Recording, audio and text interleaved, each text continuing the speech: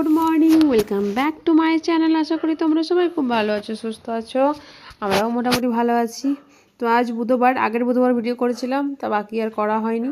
তো আজ বুধবার যাচ্ছি হাট বাজার করতে। আজ সেরকম কিছু বাজার করবো না, কারণ আজকে আমরা যাব বিয়ে বাড়ির উপলক্ষে। কাল আছে রিসেপশন, কাল বিয়ে হয়ে গেছে মঙ্গলবারে। তো আজ বুধবার, আজ বেরোবো, কারণ না গেলে তো রাত্রেবেলা ট্রেন, পৌঁছতে পারবো না কলকাতাতে।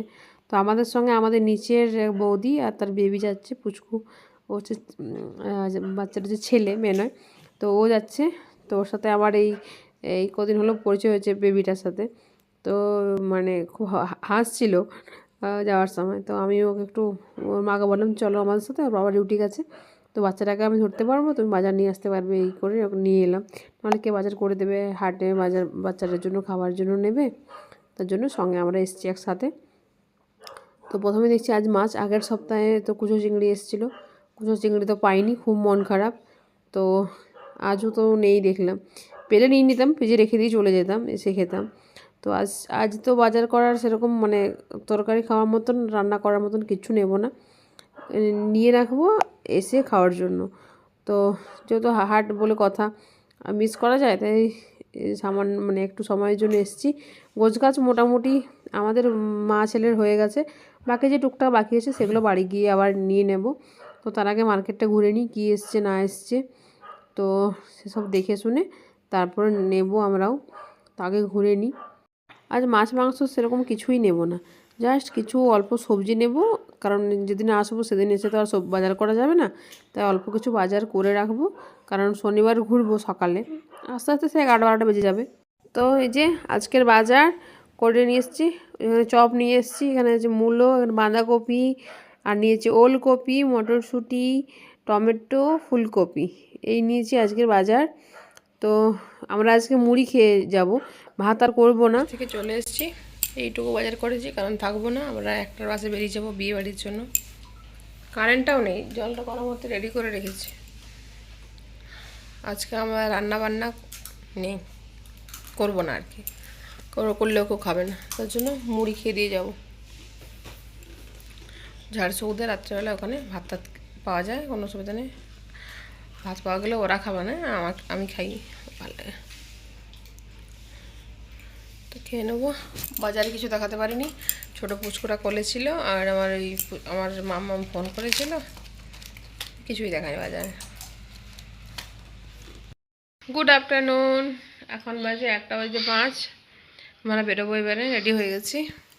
আমি যে এই ডেনিমের কুর্তিটা নিয়েছিলাম, দেখানো হয়নি, এটা পরেছি, নতুন আছে, এটা একদম নতুন নতুনটাই পরলাম। শীতকাল, ডেনিমটা এখন না পরলে কখন পরবো, তার জন্য। গালের এগুলো না কিছুতেই যাচ্ছে না, আবার এই দিকটা বেড়ে গেছে, আবার গাল দিকে নামছে।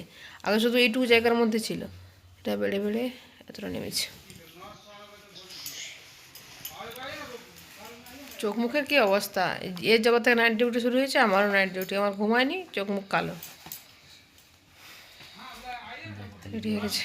এই যে অঙ্কন, অনেক জার্নি করে 2টো বাস চেঞ্জ করে পৌঁছে গেছি আমরা ঝাড়সুগুদাতে।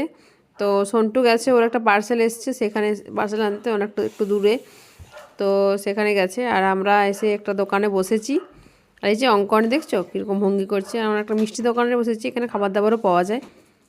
তো অঙ্কন এই যে খাচ্ছে রসমালাই, আর আমি দেখি কি খাওয়া যায়। তো এখানে দোকানটা আমার ঠিক পছন্দ হলো না, মানে লোকগুলো ঠিকঠাক মনের মতন নয়। একটু কাজে আস্তে আস্তে আমরা এখানে দোকানে খাওয়া দাওয়া করবো।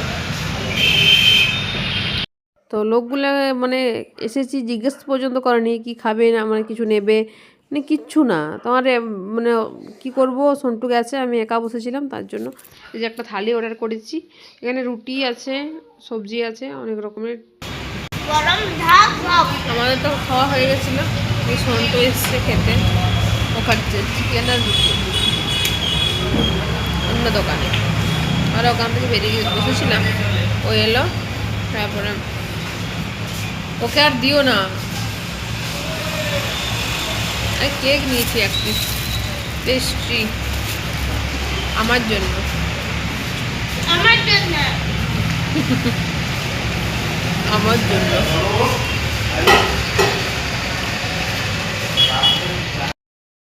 আমাদের ট্রেন হচ্ছে 7:50, বাজে 6:26, এখনো অনেক দেরি, 1 ঘন্টার উপর, মানে মাথা ধরে। এখন আমাদের ট্রেন আসেনি, 8:30টায় আসার কথা, 1.5 ঘন্টা লেট। তুই ব্যাগটা ভেঙে দিবি নাকি রে? এই আমাদের সঙ্গে যাচ্ছে আরেকজন, সব একসঙ্গে কাজ করে ওরা। গুড মর্নিং, আজ নেক্সট ডে। কাল তো ট্রেনে উঠে আর ভিডিও করতে পারিনি, কারণ যারা আমাদের সিটে বসেছিল না তাদের সঙ্গে ঝামেলা। তারা কিছুতে সিট ছাড়বে না, তারা মানে মানে বুঝে না, তারা শুধুই মানে আমরা যে টিকিট বুক করেছি আমাদেরটা নয়, ওদের এই নিচে নিচে মানে দুটো লোয়ার সিট ছিল, ওরা বলছে ছাড়বো না, বসতেও দেবো না আর শুতেও দেবো না, কী অবস্থা আমাদের।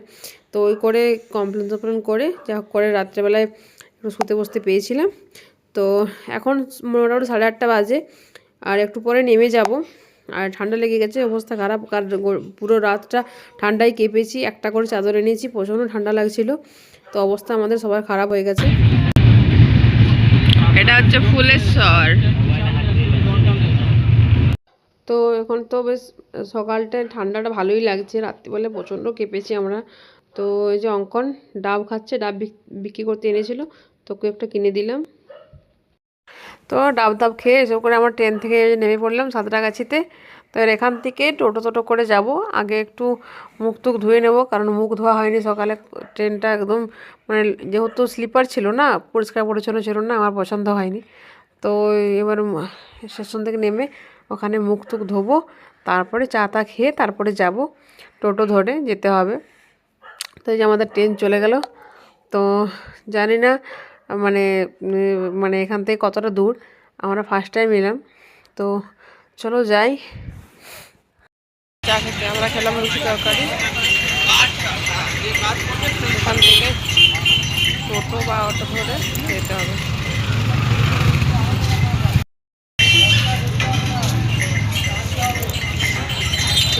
অঙ্কন টাকা